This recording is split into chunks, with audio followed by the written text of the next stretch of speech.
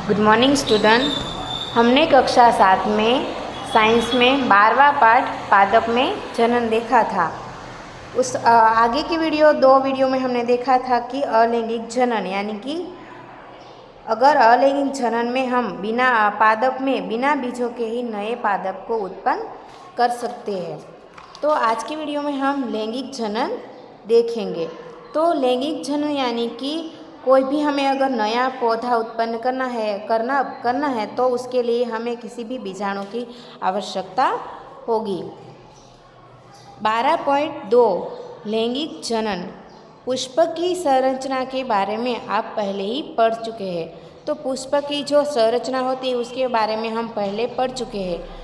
आप जानते हैं कि पुष्प पादप के जनन अंग होते हैं। पुष्प है वो पादप के जनन अंग होते हैं। पुंकेसर नर जनन अंग और स्त्रीकेसर मादा जनन अंग है। पुष्प में स्त्रीकेसर और पुंकेसर ये दोनों ही अंग हमने देखे हैं। तो पुंकेसर को हम नर जनन अंग कहेंगे और स्त्रीकेसर को हम मादा जनन अंग कहेंगे। क्रियाकलाप 12.4 सरसों, गुड़हल या पिटूनिया का कोई पुष्प लीजिए और इसके जनन अंगों को पृथक कीजिए। पुंकेसर और स्त्रीकेसर के विभिन्न भागों का अध्ययन कीजिए। तो हमें इन तीनों में से कोई भी एक पुष्प लेना है और इसके जनन अंग है उसको अलग करना है और उसमें से पुंकेसर है और स्त्रीकेसर ये दोनों भागों को हमें अलग अलग करना है और उसका अध्ययन करना है। ऐसे पुष्प जिनमें या तो केवल पुंकेसर अथवा केवल स्त्रीकेसर उपस्थित होते हैं, ऐसे पुष्प को एकलिंगी पुष्प कहलाते हैं। ऐसे पुष्प जिनमें या तो केवल पुंकेसर हो या तो केवल स्त्रीकेसर हो, ऐसा कोई हमें पुष्प लेना है जिनमें या तो केवल पुंकेसर ही उपस्थित हो या तो केवल स्त्रीकेसर ही उपस्थित होते हैं। ऐसे पुष्प को हम क्या कहेंगे? तो ऐसे पुष्प को हम एकलिंगी पुष्प कहेंगे। जिन पुष्पों में पुंकेसर और स्त्रीकेसर दोनों ही होते हैं वे द्विलिंगी पुष्प कहलाते हैं। जिन पुष्पों में पुंकेसर और स्त्रीकेसर दोनों ही होते हैं। दूसरा पुष्प हमें कैसा लेना है? तो दूसरा पुष्प ऐसा लेना है कि जिस पुष्प में पुंकेसर और स्त्रीकेसर दोनों ही होते हैं।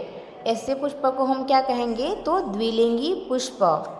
मक्का, पपीता और ककड़ी या खीरे के पौधे में एकलिंगी पुष्प होते हैं। तो एकलिंगी पुष्प के उदाहरण कौन कौन से हैं? तो मक्का, पपीता, ककड़ी या खीरे के पौधे में एकलिंगी पुष्प होते हैं।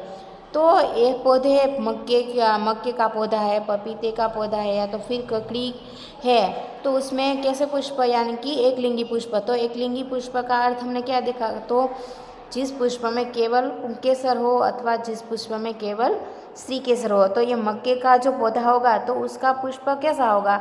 तो उसके एक पुष्प में सिर्फ या तो पुंकेसर होगा या तो सिर्फ स्त्रीकेसर होगा। जबकि सरसों, गुलाब और पिटूनिया के पौधों में द्विलिंगी पुष्प होते हैं। जबकि सरसों, गुलाब और पिटूनिया के पौधों में द्विलिंगी पुष्प होते हैं। ये गुलाब के जो पुष्प होते हैं उसमें स्त्रीकेसर और पुंकेसर दोनों ही उपस्थित होते हैं। नर और मादा एकलिंगी पुष्प दोनों एक ही पादप पर उपस्थित हो सकते हैं। नर और मादा एकलिंगी पुष्प दोनों ही एक पादप पर उपस्थित हो सकते हैं।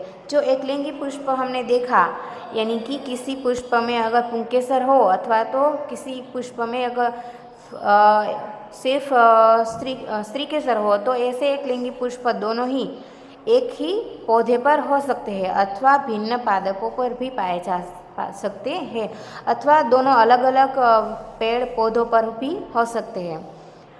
क्या आप पुंकेसर में परागकोश और तंतु को पहचान सकते हैं? तो हम पुष्प लेना है हमें, उसमें हमें पुंकेसर को अलग करना है।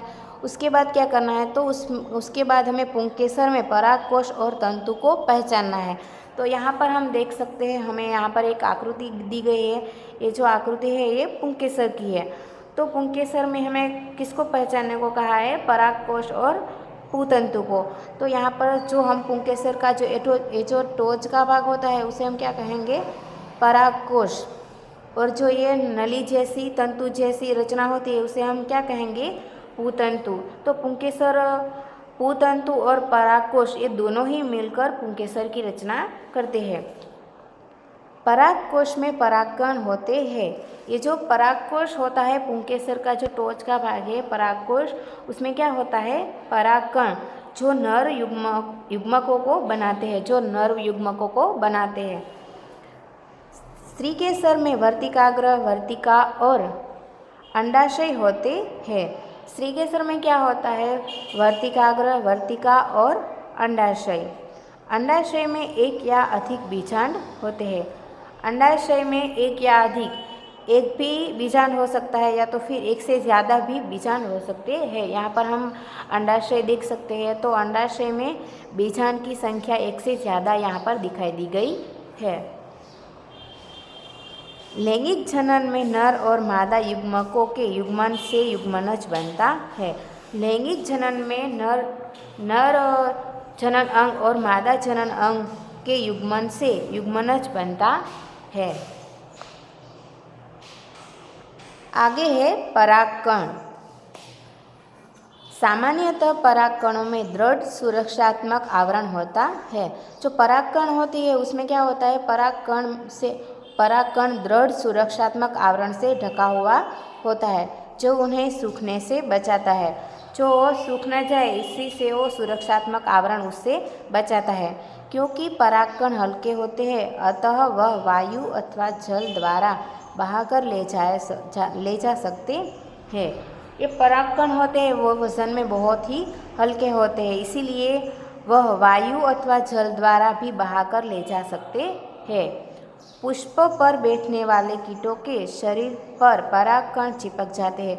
जब पुष्प पर कोई कीट बैठेगा तो उस कीट के शरीर पर ये परागकण है वो चिपक जाएंगे क्योंकि वे वजन में बहुत ही हल्के होते हैं।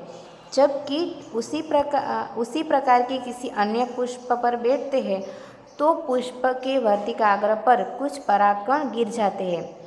जब वही कीट उसी प्रकार के किसी अन्य पुष्प पर बैठते हैं तो पुष्प के वर्तिकाग्र पर कुछ परागकण गिर जाते हैं। जब परागकण लिए हुए कोई कीट है वो वर्तिकाग्र पर बैठेगा तो वर्तिकाग्र पर परागकण के कुछ कण हैं वो गिर जाते हैं। परागकण का परागकोश से पुष्प के वर्तिकाग्र पर स्थानांतर परागकण कहलाता है। परागकणों का परागकोश से पुष्प के वर्तिकाग्र पर स्थानांतर परागकण कहलाता है।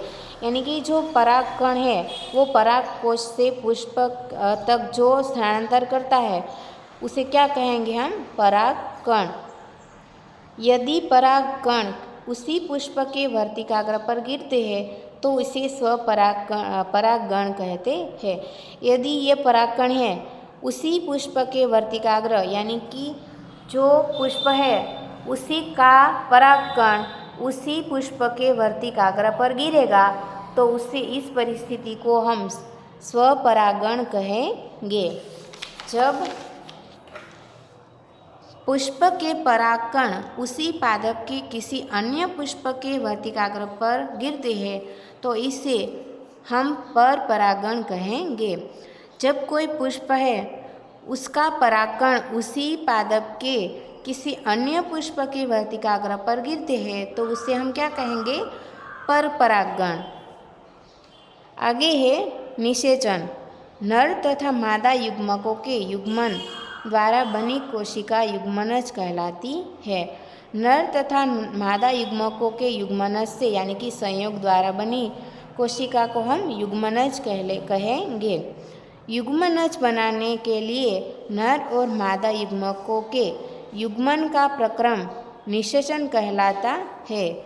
युग्मनज बनाने के लिए नर और मादा युग्मकों के युग्मन की प्रक्रिया को हम निषेचन कहेंगे। युग्मनज भ्रूण में विकसित होता है। तो युग्मनज है वो कहाँ पर विकसित होता है, तो युग्मनज है वो भ्रूण में विकसित होता है। 12.3 है फल और बीज का विकास। निषेचन के पश्चात अंडाशय फल में विकसित हो जाता है। निषेचन के पश्चात क्या होता है, उसके बाद अंडाशय है वो फल में विकसित हो जाता है, जबकि पुष्प के अन्य भाग मुरझाकर गिर जाते हैं। जबकि अंडाशय के अलावा जो पुष्प के दूसरे भाग होते हैं वो मुरझाकर गिर जाते हैं।